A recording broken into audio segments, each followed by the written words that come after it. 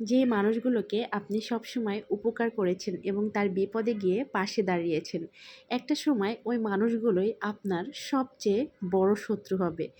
একদম পরম শত্রু এবং কাছের শত্রু।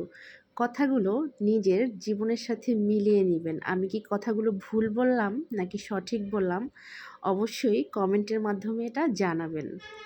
মানুষ আসলে কখনোই উপকারের কথা মনে রাখে না, কিন্তু আপনি একটু ক্ষতি করেন ওই জিনিসটা কিন্তু মানুষ সারা জীবন মনে রাখবে, এবং কি আপনার ভালো ব্যবহার মনে রাখবে না, আপনার খারাপ ব্যবহারগুলো মনে রাখবে। হ্যাঁ, এটাই বাস্তব। হ্যালো এভরিওয়ান, আসসালামু আলাইকুম। কেমন আছেন আপনারা সবাই? আলহামদুলিল্লাহ, আমিও ভালো আছি।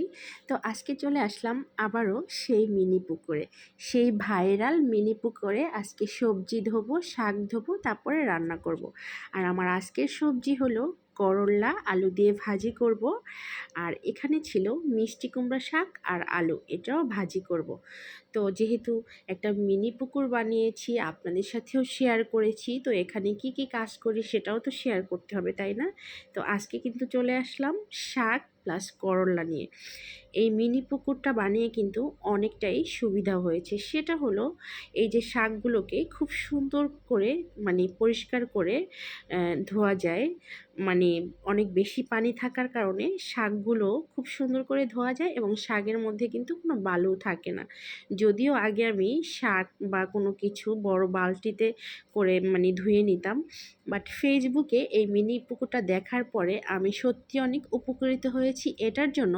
এটার মধ্যে এখন আমি অনেক ধরনের কাজই করতে পারি এবং খুব সুন্দর করে করতে পারি। আর আপনাদের সাথেও শেয়ার করি যাতে আপনারাও এটা ব্যবহার করে অনেক উপকৃত হন। যাই হোক, মিনি পুকুরে আমার শাক সবজি ধোয়া শেষ, এখন আমি রান্না বসিয়ে দেব চুলায়। তো আমি ফার্স্টেই শাকের যে ডাঁটাগুলো থাকে এগুলো আলু দিয়ে একটু লবণ দিয়ে পানি দিয়ে প্লাস হলো কাঁচামরিচ দিয়ে আমি এটাকে ঢাকনা দিয়ে বসিয়ে দিব সিদ্ধ হওয়ার জন্য। আর শাকগুলা কিন্তু আমি এখনই দিব না, এটা পরে দিব। আর এই দিকে আমি করল্লা ভাজি বসিয়ে দিচ্ছি। আর করল্লা ভাজি তো মানে সবাই কম বেশি আমরা করতে পারি, একদমই সহজ একটা রেসিপি। তারপরও আমি আপনাদের সাথে শেয়ার করতেছি যেহেতু আমি এখন করল্লা ভাজি করব। তো ফার্স্টেই যেটা করেছি সেটা হলো, এখানে তেল দিয়ে পেঁয়াজ মরিচ দিয়ে জাস্ট হালকা একটু ভেজে আমি করলাগুলোকে দিয়ে দিই। আমি যেভাবে ভাজি করি সবাই আসলে এভাবে ভাজি করে না, অনেকে দেখি মানে আলু দেয় না, শুধু করলা ভাজি করে। এক একজনের আসলে এক এক খাবার পছন্দ, কেউ করলা রান্না করে, কেউ করলার ঝোল করে, কেউ মাছ দিয়ে ঝোল করে, অনেকে অনেকভাবে খায়। তবে করলাটা আমরা যেটা করি ভাজি করেই আসলে খাওয়া হয়। তো একদিন আমি একজনের একটা ভিডিও দেখে করলা মাছ দিয়ে রান্না করেছিলাম, সেটা মেবি বাইলা মাছ হবে। যাই হোক, ওটা রান্না করার পরে আমি আর খেতে পাইনি, এত বেশি তিতো হয়েছিল। তো যাদের আসলে তেতো খাওয়ার অভ্যাস আছে তারা খেতে পারে। তো আমি এইদিকে ডাঁটা আর আলুগুলোকে সিদ্ধ করে কিন্তু মিষ্টি কুমড়া শাকগুলোকে দিয়ে দিয়েছি এখন। আর এই মুহূর্তে তো শাকটা দিয়ে আমি ঢাকনা দিব না। এটা হলো আপনাদের একটা টিপস, আজকের ভিডিও থেকে শিক্ষা নেবেন। সেটা হলো, আপনি যখনই শাক রান্না করবেন, যে কোনো শাক, সেটার যদি আপনি কালারটা একদম ফ্রেশ এবং সবুজ রাখতে চান, তো শাকটা যখনই আপনি চুলায় দিবেন কড়াইয়ের মধ্যে, কখনোই আপনি ঢাকনা ব্যবহার করবেন না।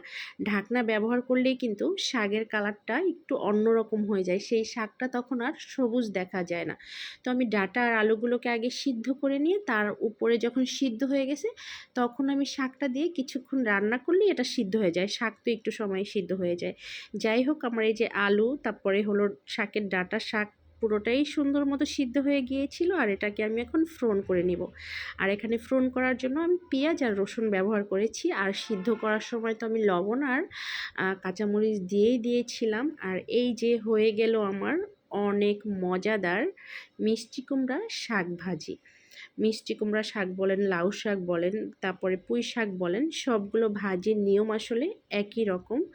তো এই যে, আর এই যে করলা ভাজিটাও কিন্তু হয়ে গেছে। আর এই যে মিষ্টি কুমড়া শাক, তো আপনাদের সাথে আজকে শেয়ার করলাম করলা ভাজি আর শাক ভাজি, মিষ্টি কুমড়া শাক ভাজি। তো আমার এই দুইটা রেসিপি কেমন হয়েছে আপনারা অবশ্যই কমেন্টের মাধ্যমে জানাবেন।